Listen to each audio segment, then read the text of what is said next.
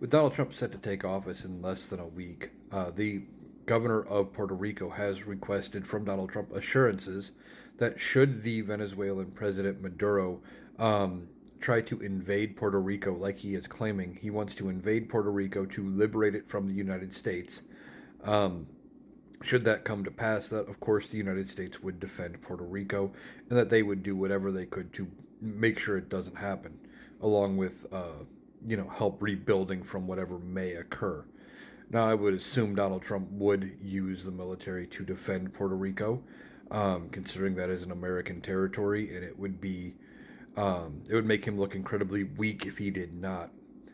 But there is some question as to the legitimacy of President Maduro. Apparently, he declared victory within hours of the election, even though polling appeared that he lost the election, and final vote totals and stuff were never released to the public.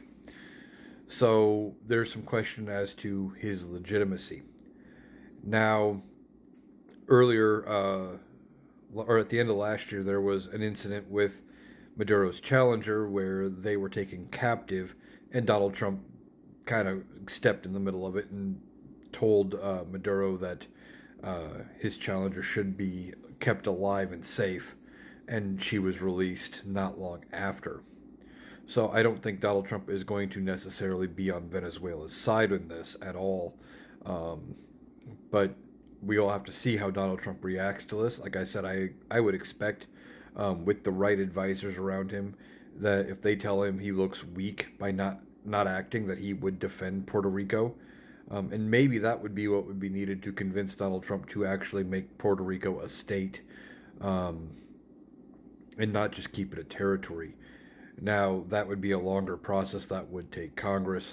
But if Donald Trump wants to build his legacy and be known as somebody who added territory or added a state to the flag, that would be an easy way to go. But I believe they want to become a state.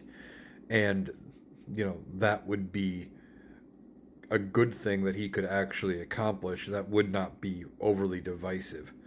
Um, so we'll see how he reacts to threats coming in from other countries. But it's also interesting that we have the Venezuelan president threatening to try to liberate Puerto Rico from us, when that sounds, with different wording, kind of like what Donald Trump is talking about doing with the Panama Canal, with Canada, with Greenland, um, etc. And, I think a lot of his talk about expansion was all bluster to distract from other things going on. But now that he was talking about it, he is encouraging other countries to talk about doing it in retaliation or something to us.